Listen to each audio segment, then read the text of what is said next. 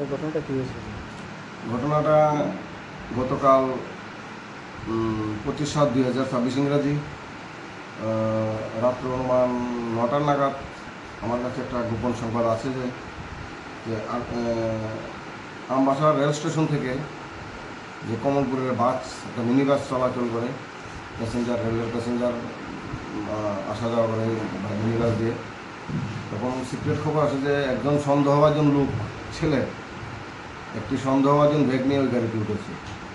আমার গোপন সংবাদ এটুকু পাই যে তার ব্যক্তিতে সন্দেহজনক কিছু থাকতে পারে। যে লোকটা আমাকে খবর দিয়েছে তার সন্দেহ হয়েছে ওই লোকটাকে দেখে এই ব্যাগটি নিয়ে এসে ওই মিনি বাসে উঠেছে।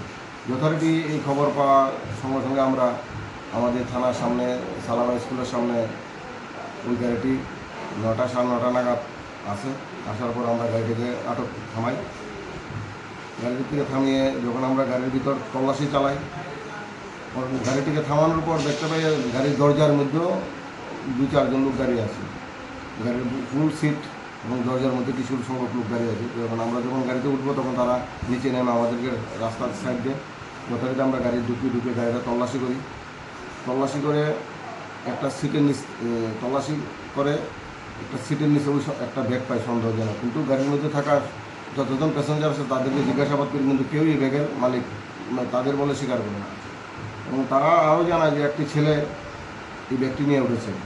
এই কথা বলা মাত্র হঠাৎ গাড়ির নিচে থেকে যে লোকগুলো গাড়ি থেকে নিচে নেমেছিল তাদের মধ্যে থেকে একজন লোক হঠাৎ করে দৌড়ে সালামা স্কুলের পাশে দিয়ে ধলাই নদীর দিকে চলে যায়। সঙ্গে সঙ্গে আমাদেরও সন্দেহ আরও তীব্র হয়। সঙ্গে সঙ্গে তার পিছু ধাওয়া করি আমরা।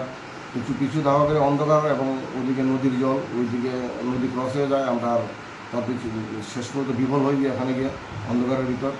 তারপর সঙ্গে সঙ্গে এসে আবার গাড়িটাকে ভালো করে তল্লাশি চালিয়ে সিটের নিচে, প্যাসেঞ্জার সিটের নিচে একটা ব্যাগ, বাজারের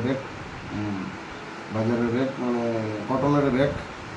ওই ব্যাগের ভিতর 3টা পুটলি, কালো ক্যারি ব্যাগ দিয়া দ্বারা মোড়ানো 3টা পুটলি আমরা পাই খুঁজে পাওয়ার পর এগুলো খুলে দেখতে পাই এগুলোর ভিতর প্লাজমা প্রক্সিবন নামক ট্যাবলেট। এগুলা আমরা তখন ট্যাবলেটগুলো পাওয়ার পর আমরা ডক্টরদের সঙ্গে কনসাল্ট করি। ওনারা বলে যে এগুলা ডক্টরও প্রেসক্রিপশন করে এবং খোলা মার্কেটেও নাকি এগুলা নেশা হিসেবে যুবকরা ব্যবহার করে। যথারীতি আমরা এই ট্যাবলেটগুলো উদ্ধার করে ইন্ডিপেন্ডেন্স উইটনেসের সামনে কাউন্ট করে দেখি এখানে 3120টা ট্যাবলেট আছে।